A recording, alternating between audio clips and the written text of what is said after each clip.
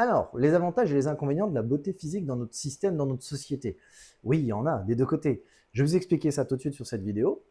Je t'invite à l'écouter jusqu'au bout, la partager si tu trouves intéressante. Et si tu souhaites aller plus loin, eh bien, j'ai une communauté privée où je vais beaucoup plus loin. Et si tu regardes bien mes contenus, tu verras que ça peut être très intéressant de venir dans cette communauté privée. Lien dans le profil, s'il n'y est pas, tu me le demandes en privé ou en commentaire et je te le mettrai.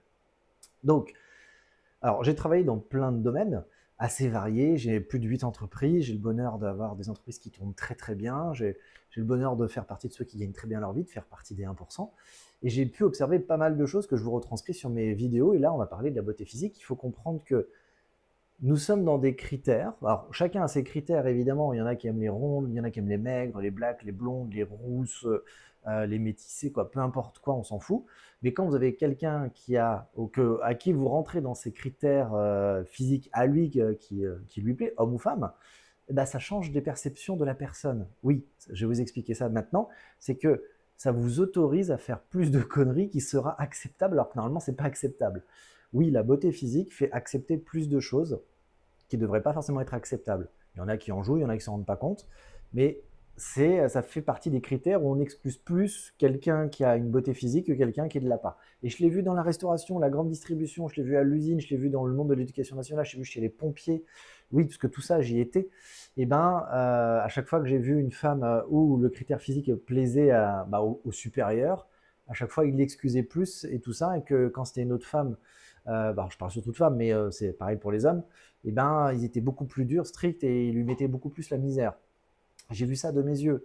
Pourquoi? Parce que l'homme ou même la femme, mais là je vais parler peut-être plus de l'homme, il est tout le temps dans l'idée de séduction et c'est un chasseur. Donc sa proie qu'il aime, la proie qu'il apprécie, oui, je dis bien la proie, eh ben, il essaye de l'avoir. Et ça, je peux vous dire, mesdames, je pense que vous êtes peut-être quelques-unes à regarder ces vidéos, je pense que vous l'avez tous vécu à un moment ou à un autre.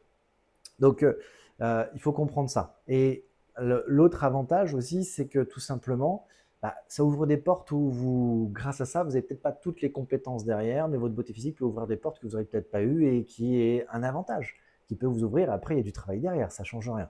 Mais il y a aussi des désavantages à ça.